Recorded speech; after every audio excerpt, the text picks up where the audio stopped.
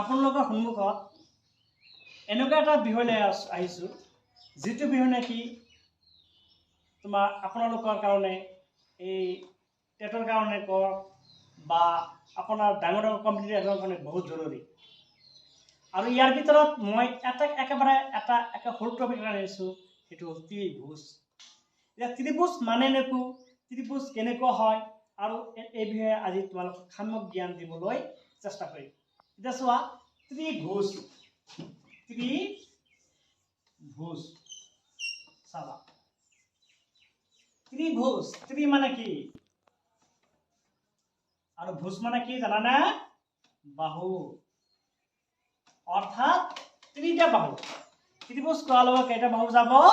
তিনিটা বাহু যাব। এতিয়া চাবা,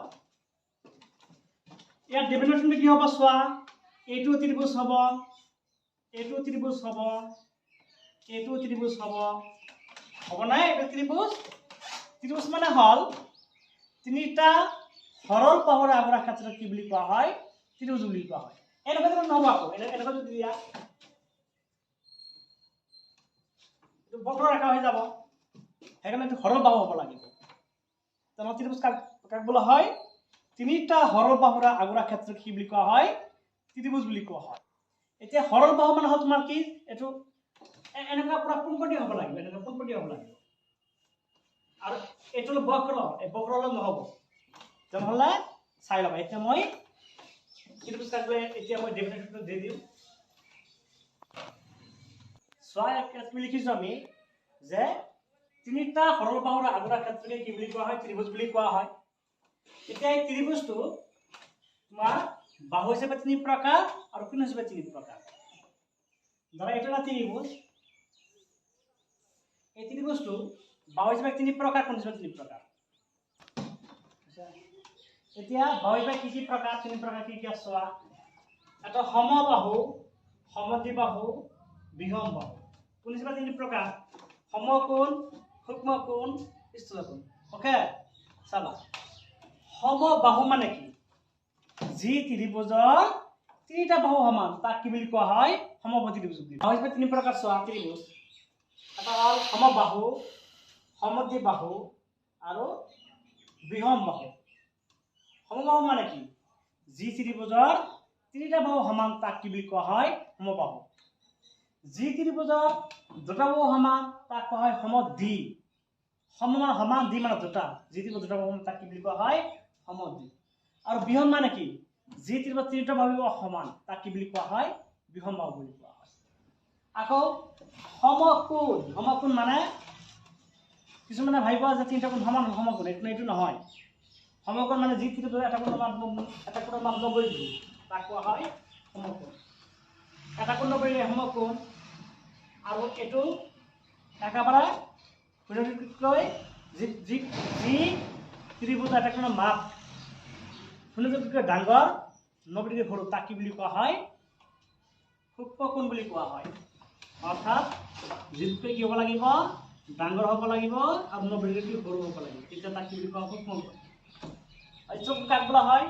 যি কোণৰ মাপ 90 ডিগ্ৰীতকৈ কি ডাঙৰ, 90 ডিগ্ৰী বেছি, তাক কি বুলি কোৱা হ'ব? স্থূলকোণ বুলি কোৱা হ'ব। এতিয়া তোমালোকে এইটো বুজি পালা? যি ত্ৰিভুজৰ তিনিটা বাহু সমান, তাক কি বুলি কোৱা হয়? সমবাহু ত্ৰিভুজ। ধৰা এইটো ত্ৰিভুজ, এই তিনিটা বাহু সমান হ'ল, তেতিয়া এইটো এইটো সমান, এইটো সমান, তেতিয়া এইটো সমবাহু ত্ৰিভুজ। আৰু ধৰা সমদ্বিবাহু ত্ৰিভুজ কাক বোলা হয়? যি ত্ৰিভুজৰ দুটা বাহু সমান, তাক সমদ্বিবাহু ধৰা এনেকুৱা আছে, এইটো আৰু এইটো সমান, তেতিয়া সমদ্বিবাহু ত্ৰিভুজ বুলি কোৱা হয়। আৰু বিহম বাহু মানে তিনিটা বাহু সমান, ধৰা এনেকুৱা আছে, এনেকুৱা আছে, এনেকুৱা আছে, এইটো বিহম বাহু ত্ৰিভুজ। বুজি পালা নে? এইটো তিনিটা সমান, এইটো বিহম বাহু ত্ৰিভুজ। এতিয়া এই সমকোণ, কোণ হিচাপে তিনি প্ৰকাৰ। এতিয়া চোৱা, সমবাহু ত্ৰিভুজ মানে কি? যি ত্ৰিভুজ তিনিটা বাহু সমান, তাক সমবাহু ত্ৰিভুজ বুলি কোৱা হয়। এইটো বাহু সমান, এইটো বাহু সমান, এইটো সমবাহু।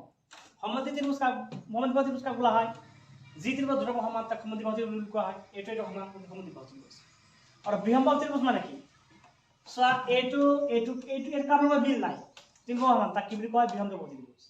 একেদৰে কোন হিচাপে 3 প্ৰকাৰৰ এতিয়া কি চাবা এতিয়া যিটো এটা কোন 90 ডিগ্ৰী তাক কি সম এইটো ধৰা এইটো সমকোণ 90 ডিগ্ৰী আছে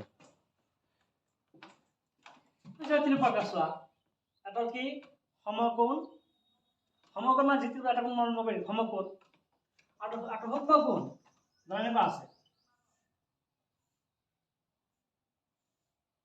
এইটো কোণ এইটো কি হৈ যাব এইটো হ'ব তোমাৰ সূক্ষ্ম কোণ যিকোনো মাপ 90 ডিগ্ৰী সৰু যিকোনো মাপ কৰিলে কি ডাঙৰ 90 ডিগ্ৰী সৰু তাক কি বুলি কয় সূক্ষ্ম কোণ আৰু স্থূল কোণ মানে কি যিকোনো মাপ 90 ডিগ্ৰী ডাঙৰ অনেককৈ সৰু এনেকুৱা ধৰা এইটো হ'ব স্থূল কোণ তোমালোকে এতিয়া বুজি পালা এতিয়া আৰু পৰৱৰ্তী ভিডিঅ'ত তোমালোকক এই ত্ৰিভুজৰ চৰ্তবিলাকৰ বিষয়ে কোৱা হ'ব